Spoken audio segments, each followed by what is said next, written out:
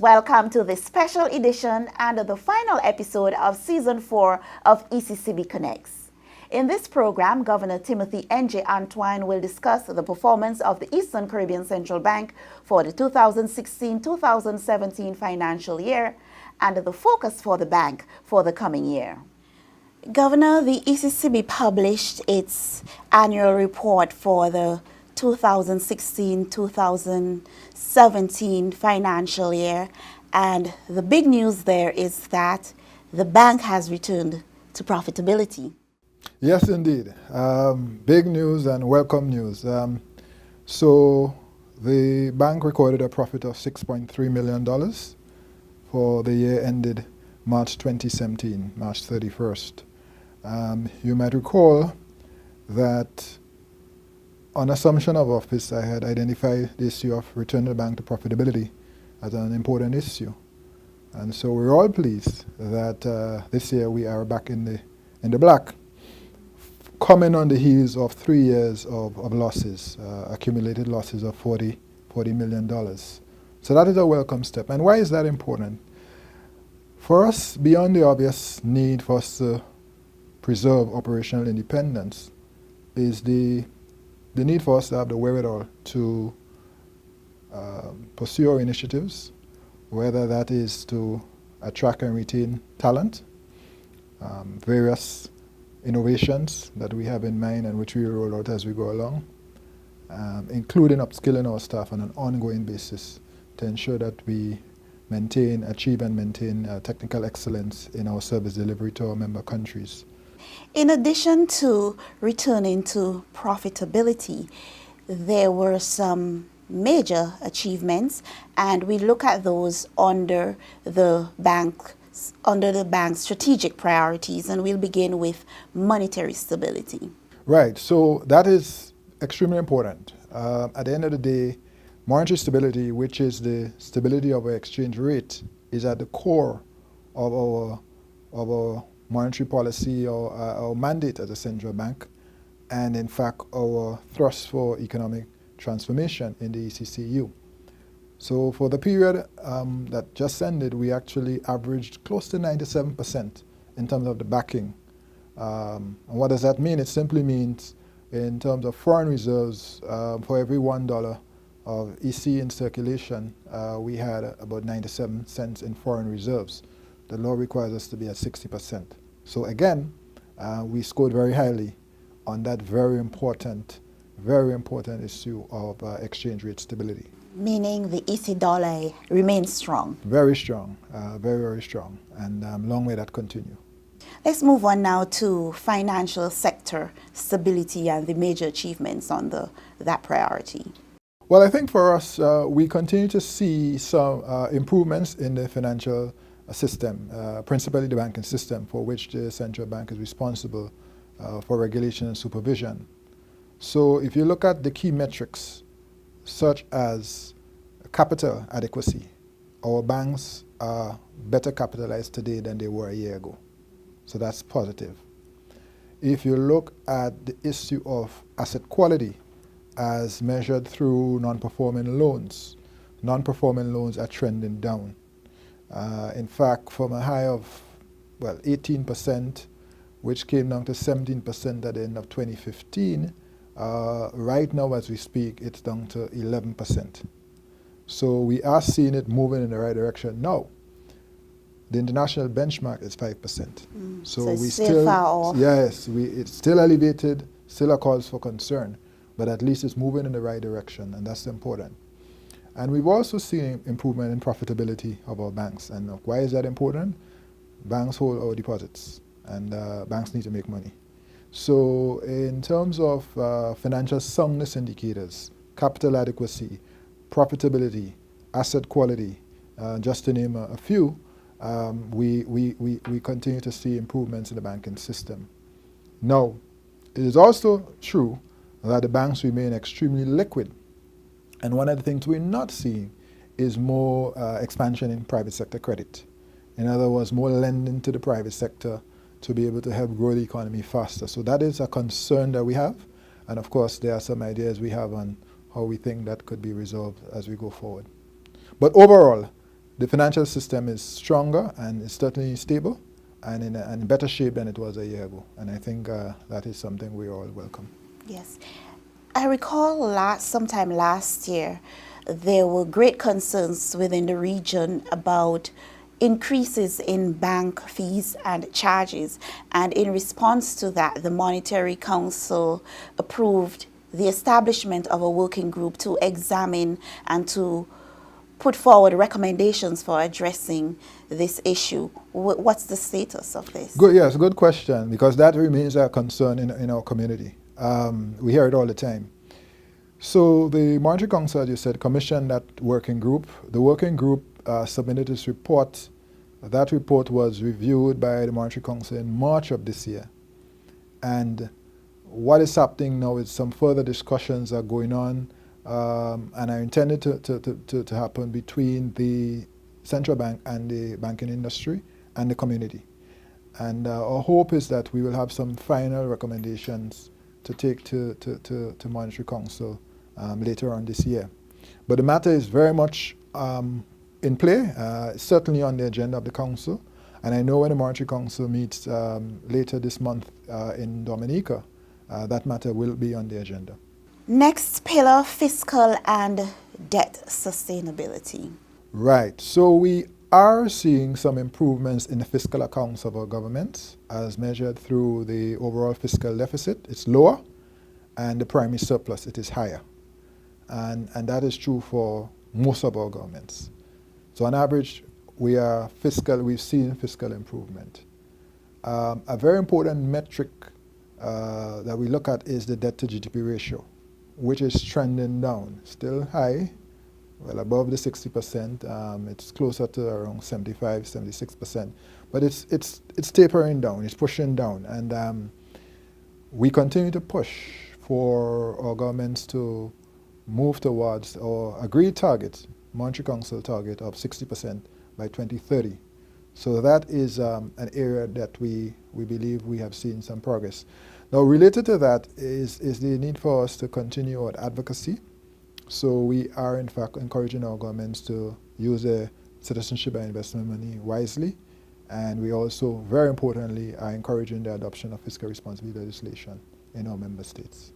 As you mentioned advocacy, just to backtrack a bit in the era of financial sector stability, I recall quite a bit of advocacy took place last year with respect to the issue of correspondent banking relations. Where are we with that? Right, that continues to be a work in progress. So what has happened is that there have been several regional conferences around this issue, bringing together central banks, correspondent banks, respondent banks, which would be our banks, international community, and of course the political directorate, prime ministers and so on, at various levels.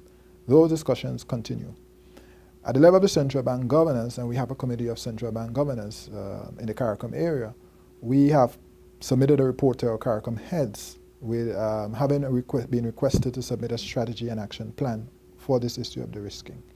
So that report was submitted in February, and we will update it in terms of progress, update the heads of government as we go along.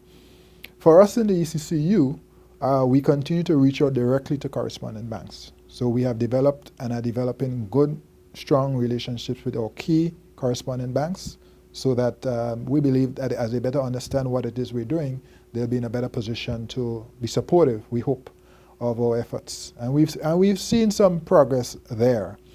We are, as a central bank, taking on responsibility for AML CFT supervision in the ECCU area for banks, the banks we regulate. And at the moment, we have done two things, concrete things, in fact three, to take us in that direction. The first is that we almost finalized an MOU with our countries to ensure that we can have sort of transition of that supervisory responsibility. The second is that we've drafted amendments to the legislation to empower the central bank to actually provide that supervision. St. Vincent and the Grenadines already has it in their legislation, so St. Vincent is ahead, St. Vincent and the Grenadines. We need it in all the member states or countries. And the third thing we're doing is that we're building up the capacity in the bank particularly in bank supervision and our legal department. And we are working with the U.S. Treasury in particular in that regard. So we have, since taking that decision last July, we've made some very concrete steps to operationalize basically Council's decision. I should also say that all of our banks have registered on the SWIFT Know Your Customer portal. We think that's very important. All of our indigenous banks, which are the ones under threat, most from the risking. And that provides better traceability, trackability for corresponding banks. And I know as well that our banks continue to work with corresponding banks to ensure that they're comfortable with the information that they're getting so that our relationships are not put at further risk. Finally, on this de-risking issue, we continue to articulate the need for us to look at consolidation as an important response to ensure that we have the sufficient mass, volumes, to make us more attractive for correspondent banks. Because one of the issues you hear sometimes from correspondent banks, too small, volumes too low. So when they look at risk and reward, they sometimes come with the decision, let us terminate the relationship. We feel if our banks come together, we're better able to address risk management framework as well as to present a more viable, more attractive proposition for correspondent banks. So the issue of consolidation, which preceded de-risking or loss of correspondent bank relations, to be clear, is an important response, we think, to the issue of loss of correspondent bank relations. As you speak of consolidation, amalgamation, within the communities we've heard some persons are sort of skeptical about this arrangement. What sort of assurance do you have for the people of the currency union? Well, I anticipate that we're going to have a very rich, very lively conversation on this issue over the next few months. I think we have to be clear on what it is that this is all about. From where we sit in the ECCB, we are very clear that there is a role for national banks in our banking system and in our development. And that is why we continue to make the argument we want to make sure we have strong national banks in the space that can survive, that can compete with international banks, that can serve the people of the region. And why is that? Well, our experience is that shows that national banks have played a very important role in the development of our region. You ask a lot of people in this region, they have benefited from national banks, whether it's for their business, whether it's for their mortgage, whether it's for student loans, whatever. So we believe that there's a role, there's a place. But we see a threat to national banking in these small silos, in these small standalone entities, given what is happening in the international environment. And so the best way to preserve national banking is to consolidate, to become stronger, to muscle up, as it were, to be able to compete and to respond internationally. Strengthen numbers. Strength in numbers, and that ultimately is in fact our strength. And I like the fact that the credit unions understand this point. I look at what Dominica is doing and has done in that space, for example, where credit unions have come together to be stronger and to deliver better services to their customers. And that is an important lesson that I think other credit unions can learn and even our banks can learn. I really feel that is the way we have to go. And I like the approach in Dominica, for example, where you continue to have community identity. So the credit unions have maintained their identity in the community, but they're part of a bigger, stronger unit because they've consolidated, because they've amalgamated. And I think there is a lot of power in those examples, and I frankly feel that is the way we have to go. Let's now move on to growth, competitiveness, and employment, and the major achievements under that priority. Well, I think the headliner is the fact that the regional economy grew about 2.2, maybe a little more than that, between 2.2 and 2.5%. That is reasonable. It's not bad. But of course, our target is 5%. So we are well below that target. So it's reasonable, but not Yeah, enough. well, it's reasonable. Everything is relative. When you compare to neighbors who are not growing or growing slower than you are, then of course that can be necessarily a bad thing. But we understand that we need to raise our trajectory of growth. Now, that is tied to what is going on in the international community with our major trading partners like the US and UK, which are growing, 1.7, 2% max. So we're actually growing faster than our major partners. So we have to put it in perspective. But clearly, we need to do more. So that is overall what has happened there. But I also, because we are trying to raise the trajectory, we've been doing a few things, and we could talk about that, like the growth dialogue and so on. Yes, so we'll go straight into the growth dialogue. The ECCB hosted the inaugural ECCU growth dialogue. What are the next steps? The next steps is that a report has been compiled. That report has been sent to our partners, the participants, with an action plan as well. And what we hope will happen next is the following. One, that we will have country consultation, in-country consultations. So every member country would have their own consultation around the action plan that has been developed from that regional dialogue. We work very closely with the OECS Commission. So ECCB and the OECS Commission will work very closely with our social partners, and we would like to begin to implement some of these things. So we'll be talking more about that as we go forward. But the report has been prepared and, like I said, disseminated. If you haven't gotten it yet, you should be getting it soon. And then we will want to begin to follow up in terms of actual implementation in country. Because for it to work, growth has to be delivered in country. In country. So when I ask the question, how do we get to 5% per annum and sustain that? That's not a question that can be answered at an aggregate level by the central bank. That has to be answered by Anguilla, Antigua and Barbuda, Montserrat, Dominica, St. Vincent and Grenada, St. Lucia, St. Kitts and Nevis, all of our members, all 8.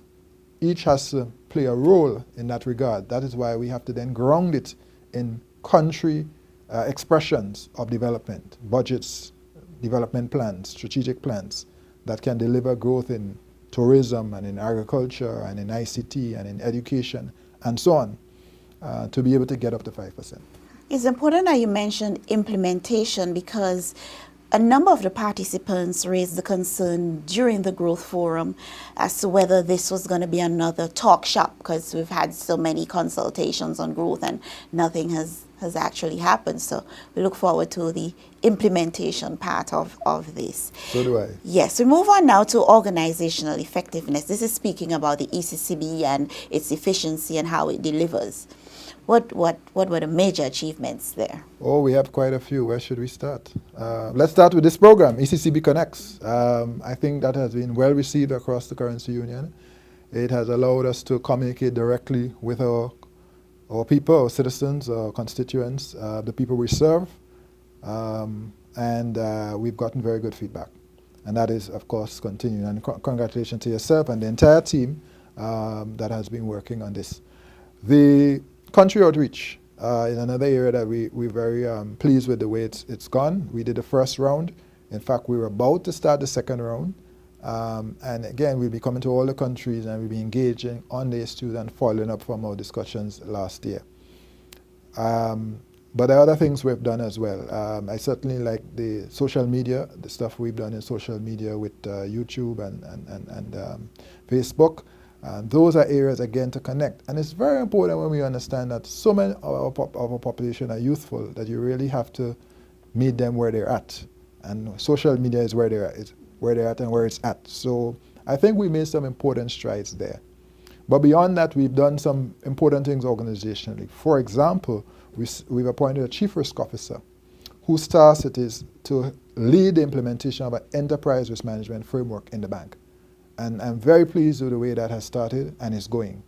And that is adding very important value to our decision making, our governance, and I'm very pleased with that. In fact, we're having conversations with banks and our regulated entities to ensure that they too are following a similar line, and the conversations have been good.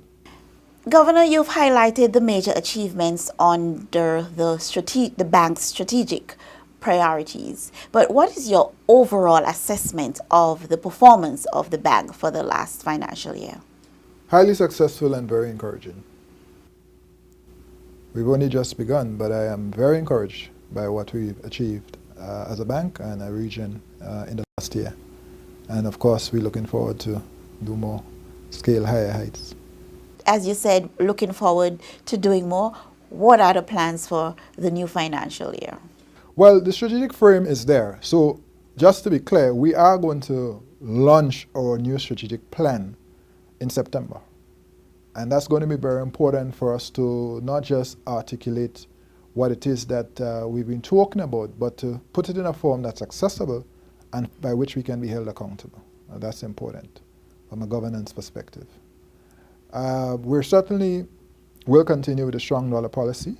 So the exchange rate stability is going to remain. That's the core, that's the anchor for what we do here. So we continue to pay a lot of attention to ensuring that we continue on that path.